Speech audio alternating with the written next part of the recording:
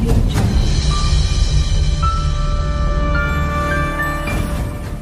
Jim pun berkata, mereka sampai menyinggungmu. Anggap saja mereka yang sial. Tapi, kamu menggunakan cara ini untuk membalas mereka juga termasuk cukup jahat.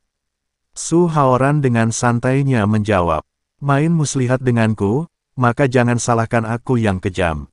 Omong-omong, mereka semua pergi menghasilkan uang, satu nyawa $10.000, apa kamu benar-benar tahan?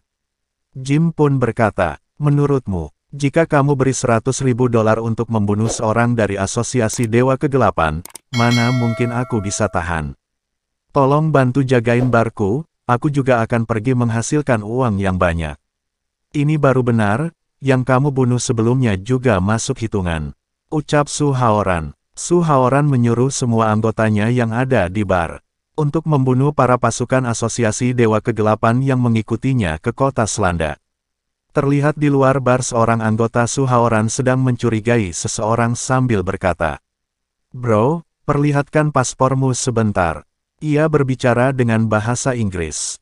Pemuda itu pun menjawab, "Dosite kenapa?" Ia menggunakan bahasa negara R. Tanpa basa-basi anggota Su Haoran langsung membunuh pemuda itu dan menarik bajunya untuk mencari simbol keanggotaan asosiasi Dewa Kegelapan. Ia pun berkata, "Wah, salib hitam. Oh Tuhan, keberuntunganku bagus sekali, $100.000 tiba di tangan, hahaha." Di sisi lain terlihat Maria sedang menggoda seseorang sambil bertanya, "Hei, apa kamu berasal dari negara R? Aku sangat suka dengan orang negara R. Apa kamu benar orang negara R?"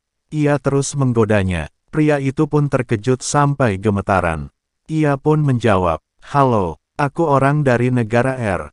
Maria pun berkata, "Oh, bagus sekali." Tanpa basa-basi Maria membunuh pria itu sambil berkata, "Benar? Aku suka orang negara R, $100.000 tiba di tangan." Terlihat di tempat lain, dua agen keamanan nasional yang disekap oleh Su Haoran berhasil keluar, akan tetapi setelah di luar, mereka terkejut mendengar suara tembakan di mana dan teriakan-teriakan di kota itu. Mereka pun berkata, "Ada apa dengan kota ini? Suara tembakan dan ratapan di mana-mana, meski ini adalah kota dosa." Tapi, ini agak berlebihan. Seketika itu dua penduduk lokal itu menghampiri dua agen keamanan nasional sambil berkata, "Apa kalian orang negara R?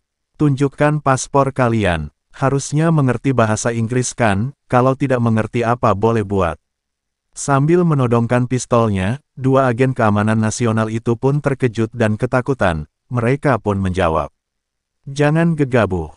Jangan tembak. Astaga." Sampai mengeluarkan ak. Salah satu penduduk lokal itu pun terkejut dan berkata, bahasa Mandarin." Mereka pun menunjukkan paspor mereka kedua penduduk lokal itu. "Hais, benar-benar orang Tiongkok. Sebaiknya kalian segera pergi, tempat di sini tidak aman. Mungkin lain kali kalian akan bertemu dengan orang yang langsung menembak saat melihat wajah orang asing." Mereka pun pergi meninggalkan dua agen itu. Agen itu pun berkata, "Apa, langsung menembak?" Seketika itu terdengar suara tembakan di dekat dua agen itu.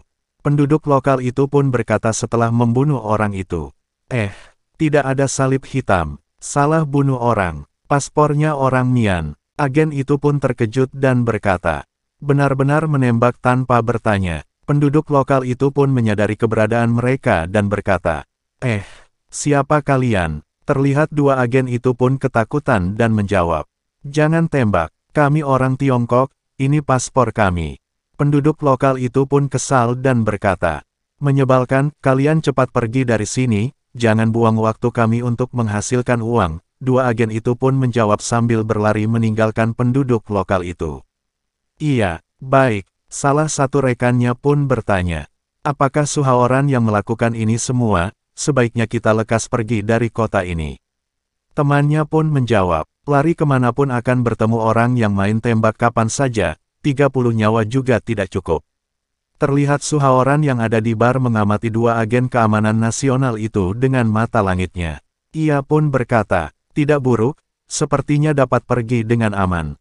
Jika terjadi sesuatu pada mereka, aku akan merasa sedikit tidak enak hati."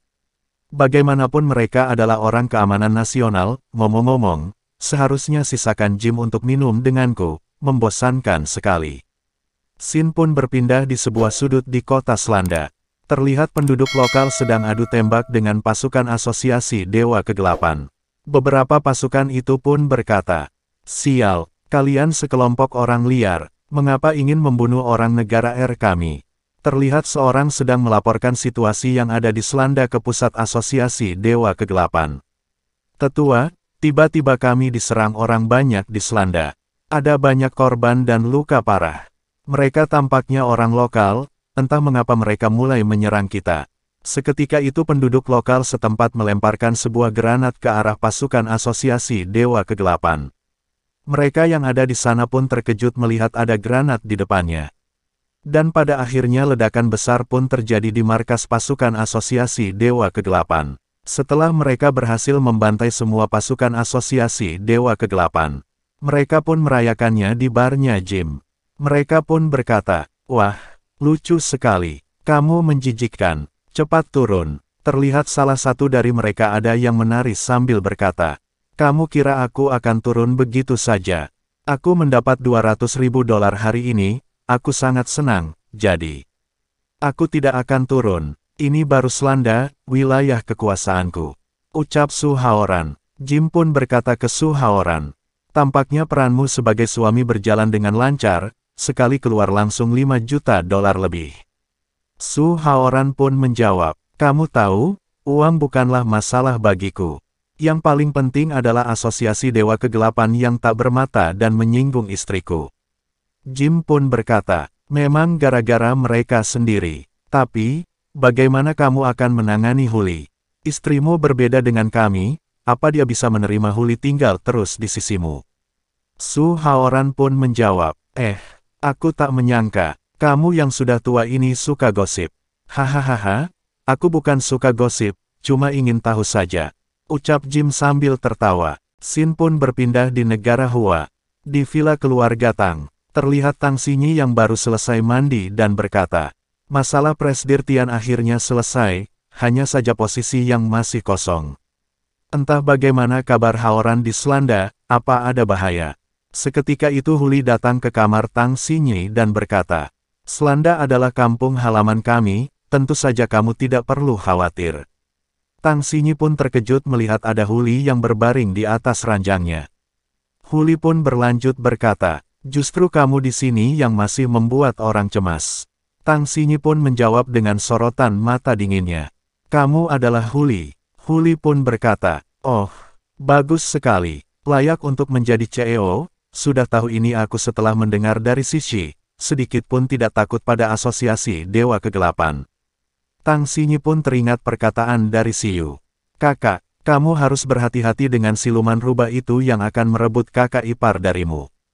Tang Xinyi pun bertanya ke Huli, "Haoran yang memintamu datang untuk melindungi aku kan? Tolong turun dari ranjangku." Huli dengan santainya berkata, "Ini memang kamarmu, juga benar Haoran yang minta aku melindungimu. Apalagi pasukan khusus masih asing dengan tindakan orang seperti kami. Tapi, siapa yang merebut ranjang siapa, itu belum tentu loh."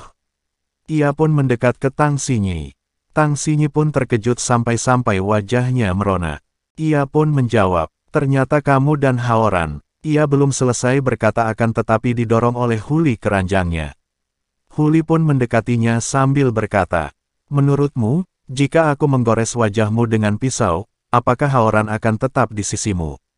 Meskipun kalian sudah menikah, tapi, cuma pernikahan atas nama saja.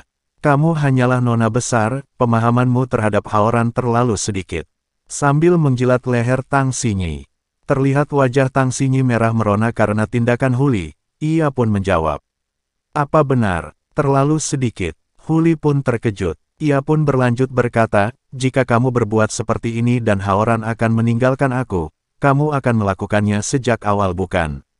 Haoran tidak akan pernah membiarkan orang-orang di sampingnya terluka, baik itu Sishi atau Yili, semuanya sama. Terlebih lagi, dia pergi ke Selanda demi aku. Karena sangat kenal Haoran, kamu pasti sangat jelas dengan hal ini. Jadi, kamu tidak akan menyakitiku sama sekali. Kamu pasti cemburu kepadaku kan?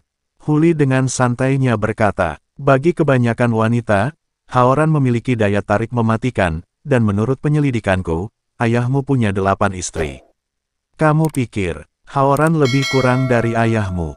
Apa wanita di sisinya sedikit? Seketika itu ekspresi Tang Xinyi pun terkejut dan merona. Ia dengan santainya menjawab, Hais, aku tidak akan cemburu. Aku adalah istri sah Haoran. Kalian semua yang ilegal, baguslah kalau mengerti, semua saudari punya keuntungan masing-masing, ucap Huli. Xin pun berpindah di suatu tempat di negara R.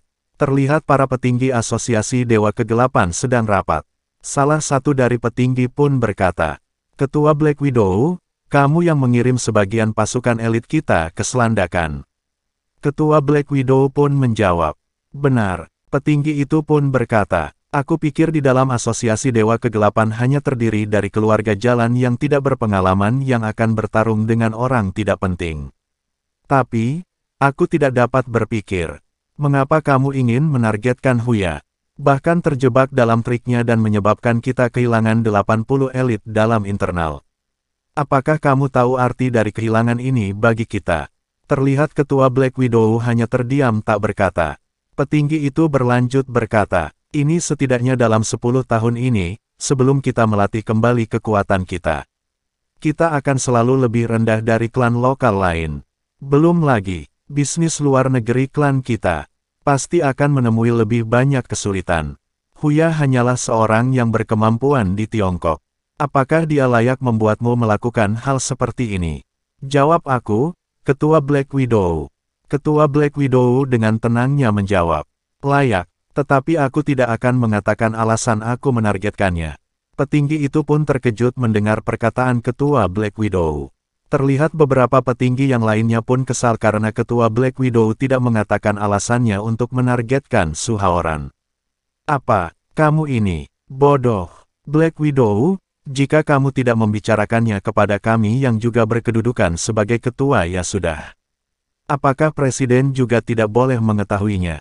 Ketua Black Widow pun menjawab, dia sama seperti kalian, tidak berhak mengetahuinya. Tentu saja, aku boleh menuntaskan rasa ingin tahu kalian, namun bayarnya adalah kematian. Terlihat beberapa petinggi itu pun terkejut dan berkata, Ketua Black Widow, kita semua adalah rekan asosiasi Dewa Kegelapan. Oh, baiklah, aku akan menanyakan untuk terakhir kalinya. Apakah keuntungan bagi asosiasi Dewa Kegelapan akan sangat besar jika membunuh Huya? Ketua Black Widow pun menjawab, keuntungannya tidak hanya besar untuk asosiasi Dewa Kegelapan, tapi juga membawa keuntungan yang banyak untuk seluruh negara R. Petinggi itu pun berkata, baiklah, kirimkan 60 pasukan bayangan untuk menyusup ke negara Hua secara diam-diam untuk membunuh Huya. Baik, kami setuju. Ucap beberapa petinggi asosiasi Dewa Kegelapan. Ketua Black Widow pun berkata, pilihan kalian sangat tepat, tenang saja, kemampuan Huya sekarang hanya sedikit lebih tinggi daripada pasukan bayangan, 60 pasukan bayangan pasti dapat membunuh Huya dengan mudah.